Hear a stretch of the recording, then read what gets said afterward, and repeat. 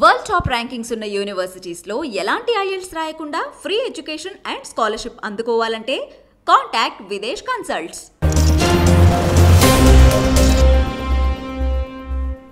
తెలంగాణలో మాజీ ముఖ్యమంత్రి అలాగే భారత రాష్ట్ర సమితి అధినేత కేసీఆర్ పైన ఆయన ప్రచారం పైన 48 గంటల పాటు నిషేధం విధిస్తూ ఎన్నికల సంఘం ఆదేశాలు జారీ చేసింది.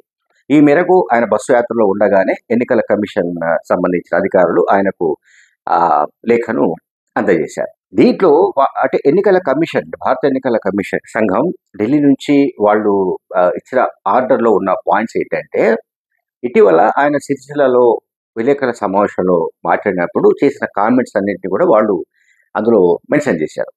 అదేమిటంటే, ఈ ప్రభుత్వం అంటే కాంగ్రెస్ ప్రభుత్వం, రేవంత్ రెడ్డి ప్రభుత్వం 3 నెలల్లోనే తెలంగాణ రాష్ట్రాన్ని ఆగమాగం చేసింది. 3 నెలల్లోనే రాష్ట్రాన్ని ధ్వంసం చేసి పారేసింది. వీళ్ళకు పరిపాలన చేత కావడం లేదు.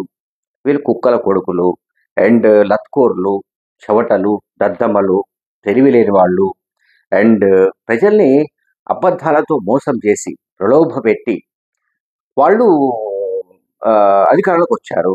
ఓకే, 1.8% మార్జిన్తో మాత్రమే వాళ్ళు అధికారంలోకి వచ్చారు కాంగ్రెస్ పార్టీ వాళ్ళు. అది కూడా ప్రజల్ని మోసగించి. అండ్ ఇంకొకటి, ఆయన చేసిన కామెంట్స్లో దొంగనా కొడుకులు అన్నాడు అండ్ యూజ్లెస్ ఫెలోస్ అని చెప్పాడు. అండ్ చేతకాని వాళ్ళు పాలన చేయడం సాధ్యం రాదు వీళ్ళకి, తెలివి లేని దద్దమ్మలు అన్నాడు.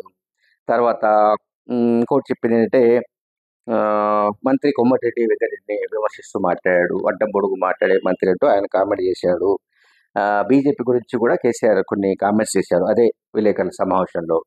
అందువల్ల ఏంటంటే, ఇంకా ఈ డెరోగేటరీ వ్యాఖ్యలుగా, అలాగే అంటే మోడల్ కోడ్ ఆఫ్ కండక్ట్ కింద ఎంసీసీ అని అంటాం మామూలుగా, ఎన్నికల సమయంలో భారత ఎన్నికల కమిషన్ ఏదైతే నిబంధనావళి రూపొందిస్తుందో దాన్ని అతిక్రమించిన భాషను వాడినట్లు, దాన్ని ఉల్లంఘించినట్టుగా, కోడ్ ఆఫ్ కండక్ట్ని ఉల్లంఘించినట్టుగా భావించి తాము ఈ ఆదేశాలు జారీ చేస్తున్నట్టు ఎన్నికల సంఘం తెలియజేసింది. సో ఇది బుధవారం రాత్రి 8 గంటలకు ఈ నిషేధం అమల్లోకి వచ్చింది. మళ్ళీ శుక్రవారం రాత్రి 8 గంటల దాకా అమల్లో ఉంటుంది. ఈలోగా కేసీఆర్ విలేకరుల సమావేశంలో మాట్లాడడానికి లేదు, రోడ్ షోస్లో మాట్లాడడానికి లేదు, లేదా ఇంకా ఎన్నికల ప్రచారంలో పాల్గొనడానికి లేదు. మొత్తంగా ఆయన ప్రచారం పైనే ఒక ఆంక్ష పెట్టినట్టుగా మనం భావించాలి. అంటే బ్యాన్ చేసింది ఓ 48 అవర్స్. దీనిపైన బీఆర్ఎస్ వర్కింగ్ ప్రెసిడెంట్ కేటీఆర్ స్పందిస్తూ ఒక ట్వీట్ చేశాడు.